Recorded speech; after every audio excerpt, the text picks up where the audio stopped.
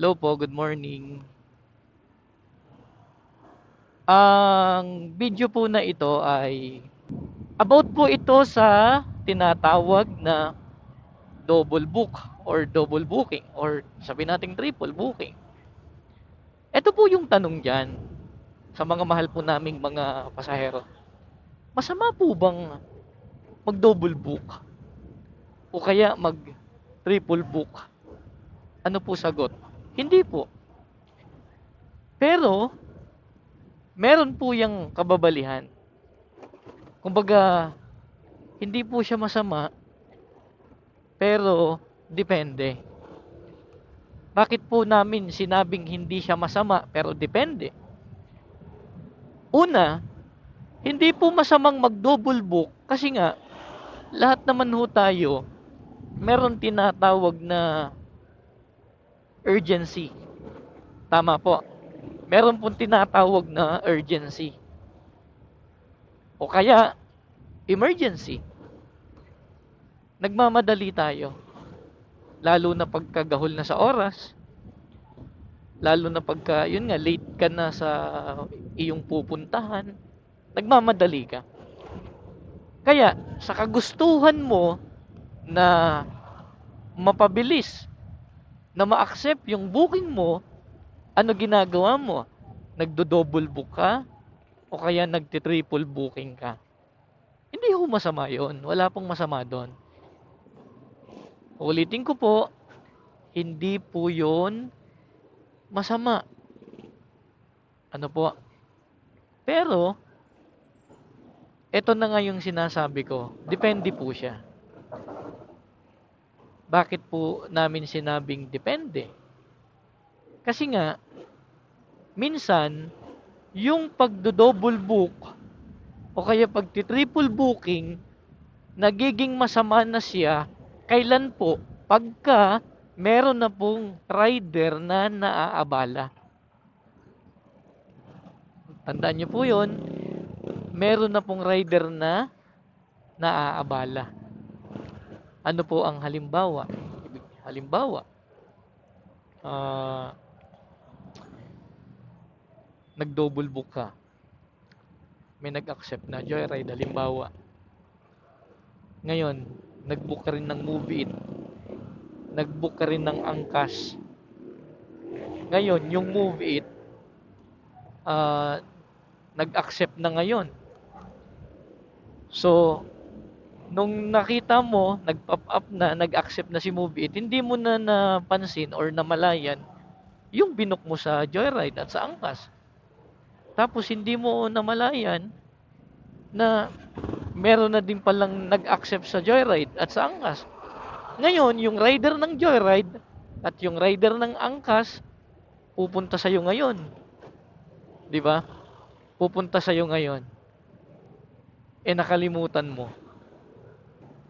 Ngayon, ito na mangyayari. Katulad po ng nangyari sa akin kaninang umaga, madaling araw. Ito na yung nangyari. Pagdating ng rider ng Joyride at ng Angkas doon sa pick-up location, saka ngayon kinancel ng pasahero. So, ano po ang ibig sabihin nun? Na naabala, naabala ng pasahero yung rider ng Joyride at yung rider ng Angkas. So, doon po siya magkakaroon ng problema. Kasi naabala na po siya. So, hindi po masamang mag-double book. Uulitin ko po, hindi po masamang mag-double book. Hindi rin po masamang mag-triple booking. Ibig sabihin, kumbaga maging maingat po tayo sa pag-double book. Maging maingat tayo sa pag-triple book. Kasi baka din natin namamalayan, may naaabala na tayong ibang rider. Ano po? Sa akin, yung nangyari kanina sa akin, wala naman pong problema yon. Kahit gumapang ako papunta sa pick-up location, wala pong problema sa akin yon. Kaya ho ako gumawa ng ganitong video kasi marami pa rin sa mga minamahal nating pasahero yung nagdo-double book, nagti-triple book pero wala silang pakialam doon sa ibang platform na binook nila. So kumbaga naaabala. Kaya maraming nagpo-post sa Facebook ng mga rider Maraming mga nagpo-post na kesyo ganto ganto yung pasahero kanina, nag-double book. Pagdating ko no sa pagdating sa kanyang pick up location saka kinancel, yung pala sumakay na sa ibang rider. So kawawa naman po. Ano po? So kawawa naman. So kumbaga ano lang tayo, maging patas, maging aware, maging maingat. Ulitin ko po, hindi po masama na mag-double book unless wala pong napipinsala o wala pong naaabala na ibang rider. Kahit mag-triple book ka pa dyan, lahat ng platform, i-book mo. Pero kapag ka meron nang nag-accept, i-cancel mo na lahat ng natira. Nang hindi pa sila nakakapunta or hindi pa sila pumupunta doon sa pick up location. At ang pinaka maganda diyan, hangga't maaari, eh wag niyo iwasan niyo yung ganun. Ano po? Iwasan na lang yung ganun. O kaya naman, agahan na lang natin sa pagpasok sa trabaho para yun talagang pinakamagandang solusyon doon. Agahan para hindi malate. So, minsan kasi hindi naman talaga maiiwasan. Merong mga merong mga nalilate talaga Meron talagang mga halimbawa, hindi inaasahan, napuyat kagabi, kaka-ML, kinabukasan meron palang trabaho.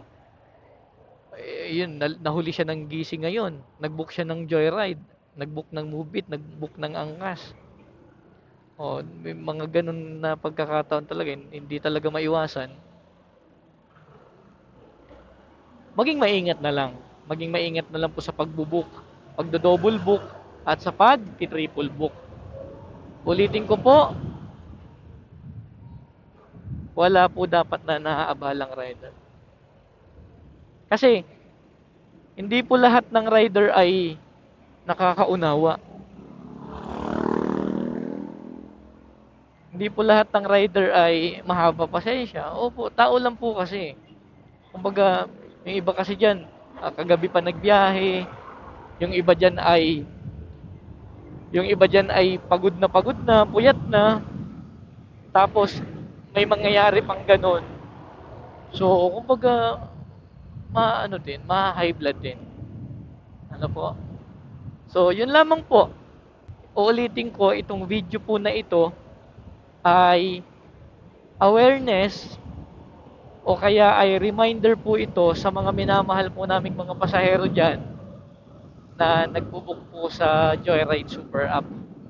Patuloy lang po kayo sa pagtangkilik sa Joyride platform. Huwag po kayo magsasawa at mag-ingat po tayo palagi. Yun lang po. Ingat.